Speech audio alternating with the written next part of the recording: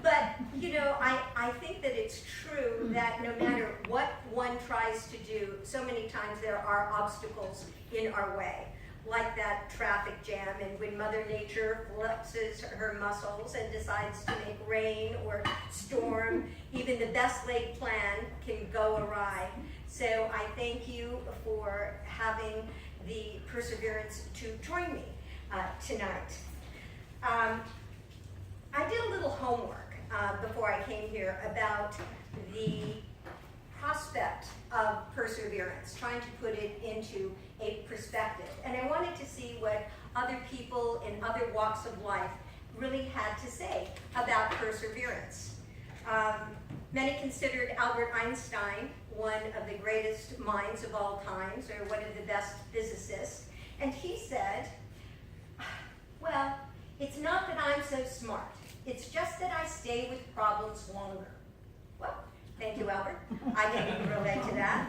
Actually, just on the radio the other night, I heard that one of his theories, where there were the two big black holes, and they found that the gravity had a ripple effect just last week. Now, he had proposed that theory many, many years ago, but it stuck with it, and now with our new technology, they were actually able to prove that yes, when the two black holes get together, there is the ripple effect of the gravity. So bravo, Mr. Einstein, for continuing that perseverance all the way into today. As I was growing up in Hollywood, I was privy to a lot of people who demonstrated their perseverance. One of the first was when I was that small child up on that stone coming down the steps. I was originally hired just as an extra in the Ten Commandments, and not the silent version.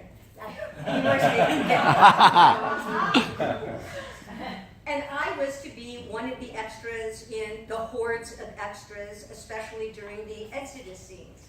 Now, we were shooting this all on Paramount Studios in Hollywood, and I was to be on a little wagon holding a lamb going through the dirt-ridden streets of Paramount that they had constructed. So I'm there holding my lamb on the big wagon, and all of a sudden I hear this big voice yell out, "Don't let that little girl's face get in the camera!" I said, "Who was that? Was he talking to me? Is that God?" We are doing the Ten Commandments. Turned out it wasn't God, but it was this cinematic deity that was on a big crane. And that was the great director, Cecil B. DeMille. And so the assistant director came over to me and said, "Here, you just put this little blanket over you. It'll be fine." I said, "Okay, all right, maybe."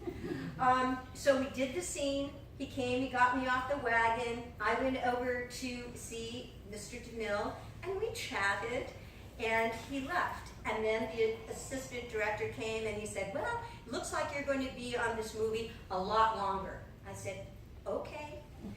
The lot longer meant that Mr. DeMille got with his scriptwriter and wrote scenes with Charlton Heston into the movie for me. And this was kind of indicative of one of the things that DeMille did, because he was used to making this great big epic.